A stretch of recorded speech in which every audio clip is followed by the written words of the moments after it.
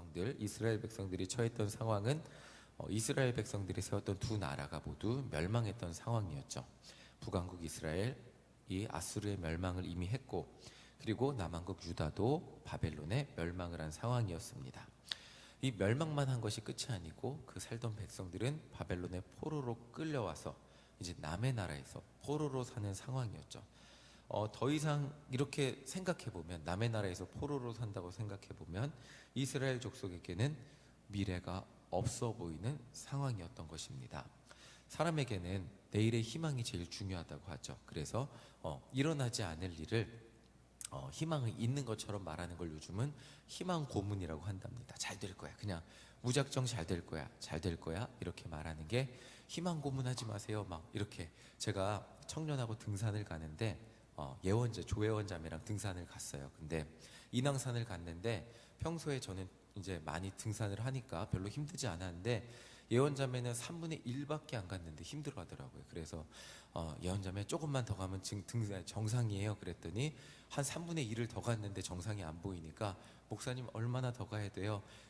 지금 온 만큼만 더 가면 돼요. 조금만 더 가면 돼요. 조금만 더 가면 돼요. 그랬더니 목사님 저보고 희망 고문하지 마세요. 팩트만 말씀하세요. 이렇게 얘기를 하더라고요. 이렇게 등산이 힘들잖아요. 근데 이렇게 조금만 더 올라가면, 조금만 더 되면 끝이라고 이야기하면 더 잘 될 거라고 말하는 거를 요즘은 이렇게 희망 고문이라고 표현을 합니다.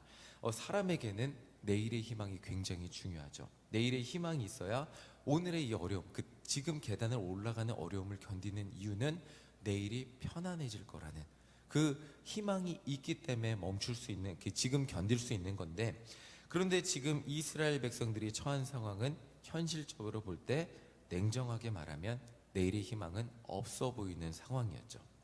에스겔서는 이렇게 나라의 멸망과 포로의 삶이라는 어두운 현실을 견디는 이스라엘 백성들을 대상으로 기록된 책이었어요.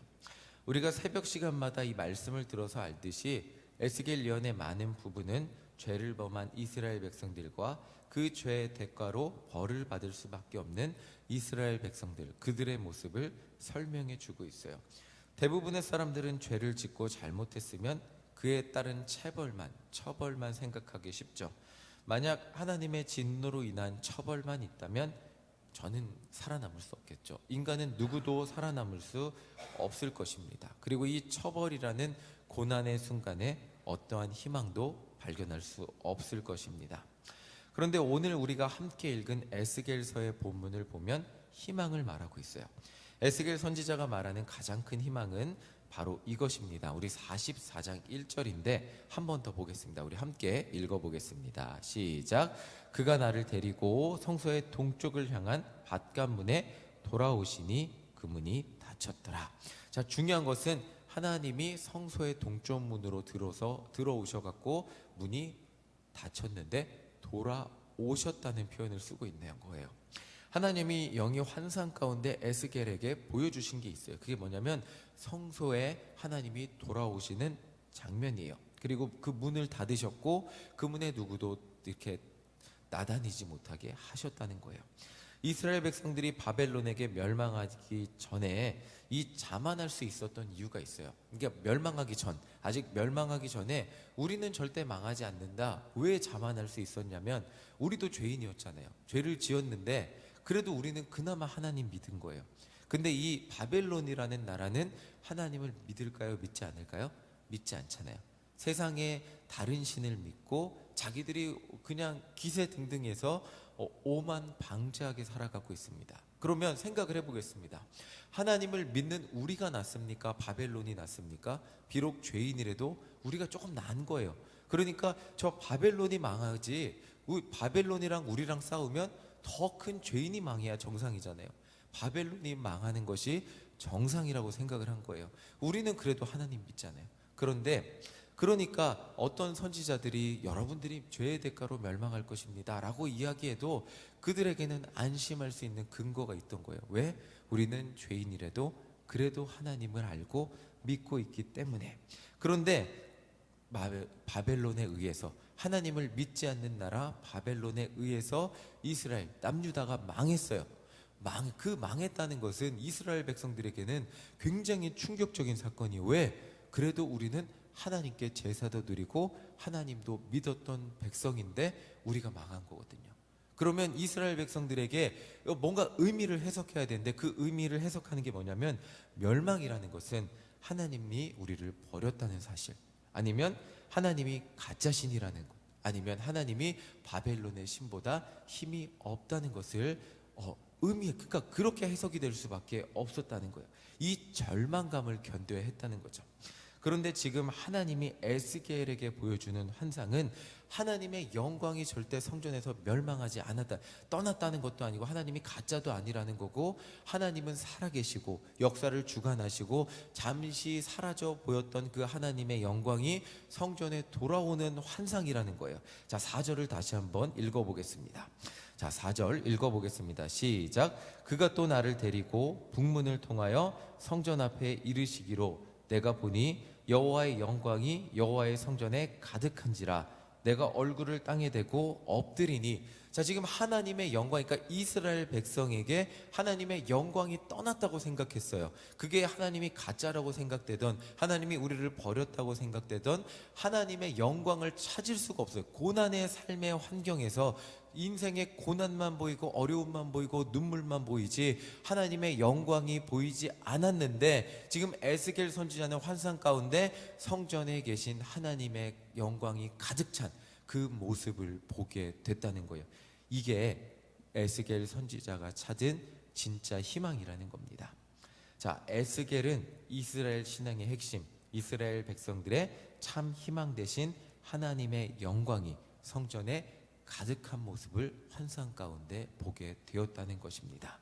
절망 가운데 있는 이스라엘 백성들에게, 고난만 보게 된 이스라엘 백성들에게 이것보다 더 큰 희망은 없었다는 것이죠. 하나님이 살아계신 것도 맞고 하나님이 자신들을 버린 것도 아니고 하나님이 바벨론의 신들보다 작은 것도 아니고 하나님의 영광은 온 땅 가운데 가득하시고 온 세계를 주관하시고 이 세상을 만드신 하나님이 결국 우리를 회복시켜 주실 것이라는 비전을 보게 된 것이죠. 하나님이, 그 위대하신 하나님이 이 고난의 시간의 끝에 다시 한번 우리를 회복시켜 주실 것이라는 희망, 그 비전을 보게 된 것입니다.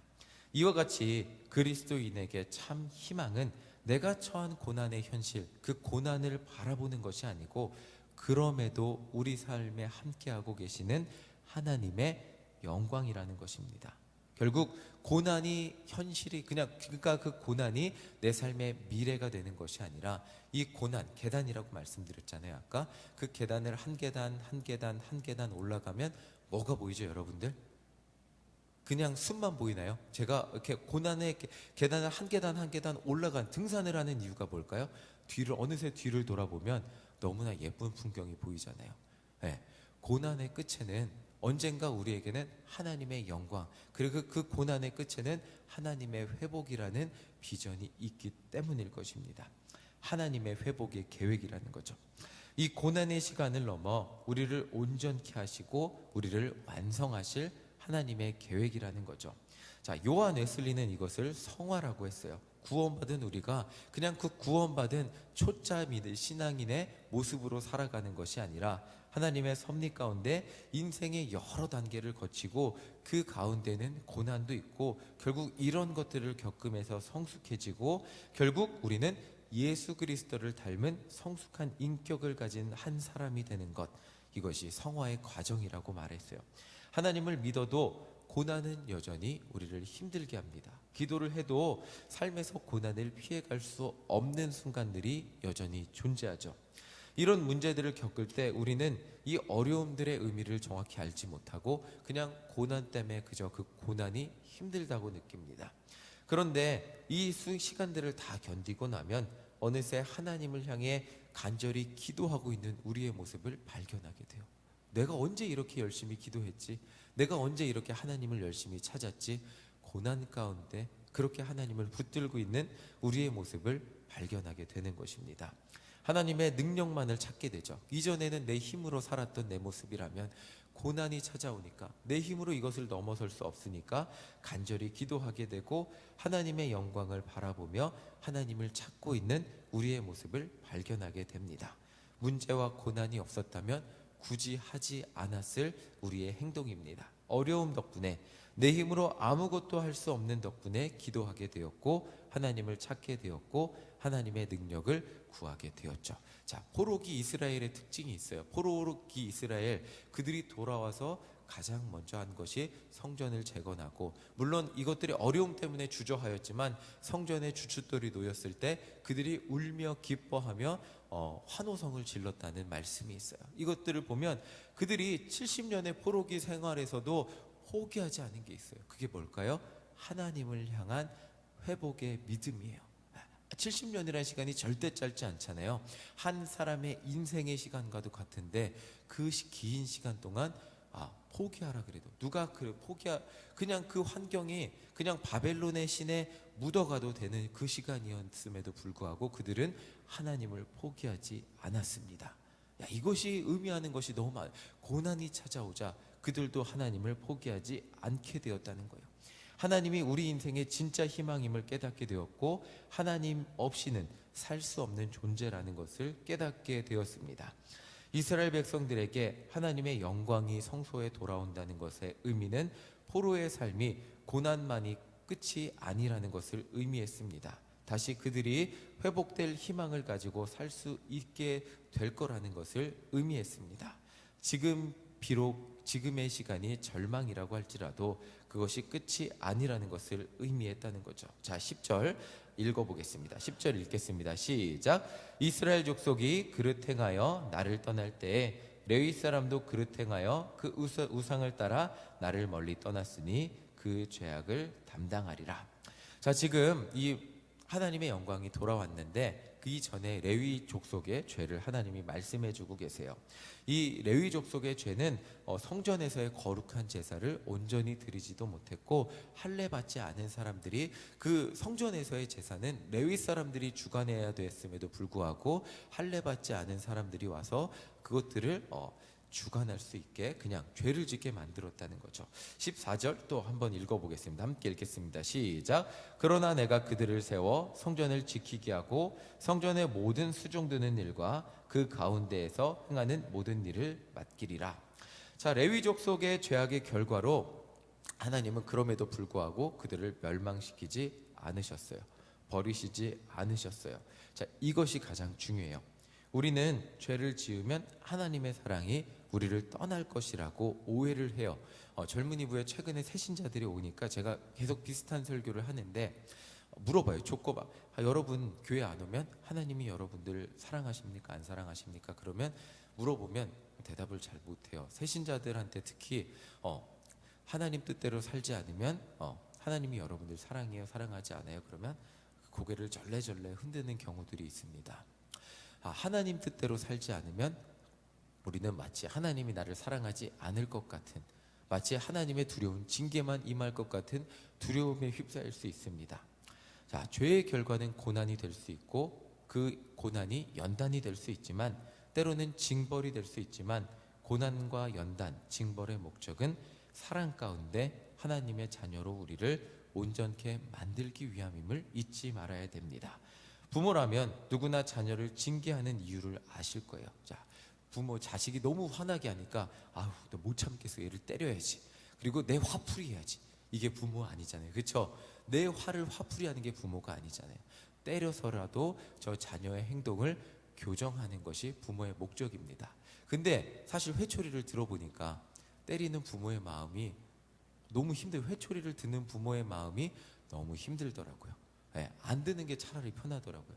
안 때리고 싶어요. 저도 화 안 내고 싶고 자녀랑 웃고만 싶습니다. 그런데 때로는 화를 내야 되고 때로는 불편함을 감수해서라도 자녀의 행동이 교정이 돼야 됩니다. 좋은 자녀로, 세상 가운데 착한 사람으로, 온전한 사람으로 살기 위해서는 알려주어야 한다는 거죠. 자, 중요한 것은 하나님의 마음은 이런 것이라는 겁니다. 우리에게 고난이 찾아오는 것, 우리에게 어려움이 찾아오는 것, 때로는 힘든 삶이 찾아오는 이유는 하나님의 자녀로 온전케 살게 하기 위함이라는 거죠. 자, 결국 이 고난의 끝에 하나님은 우리를 온전히 세우셔서 성숙한 그리스도인으로 만드시게 될 거라는 겁니다. 결국 우리가 이 어려움의 시기에 바라봐야 될 것은 하나님의 영광이 우리 삶 가운데 가득할 거고, 결국 하나님 때문에 성숙한 한 명의 그리스도인이 내가 될 것이고, 하나님의 자녀로 온전히 살아가는 주님의 자녀가 될 것이라는 그 영광의 비전이라는 것입니다. 오늘 우리 삶 가운데 어려움이 찾아온다 할지라도 하나님을 바라보며 내 모난 부분이 깎여나갈 그 하나님의 섭리를 바라보며 오늘도 하나님을 의지하며 승리하는 우리 모두가 되시기를 간절히 소망합니다. 우리는 고난의 이유를 다 알 수 없지만 결국 고난의 끝에는 하나님의 회복이 있고, 그리고 하나님의 자녀라는 확신만 있다면 우리는 결국 하나님의 사랑 가운데 온전히 서게 될 것입니다. 그 하나님의 사랑 가운데 온전히 서는 우리 모두가 되시기를 간절히 소망합니다. 지금의 어려움이 절대 끝이 아닌 결국 미래의 소망으로 바로 서게 되는, 기쁨으로 서게 되는 우리 모두가 되시기를 간절히 소망합니다. 아멘.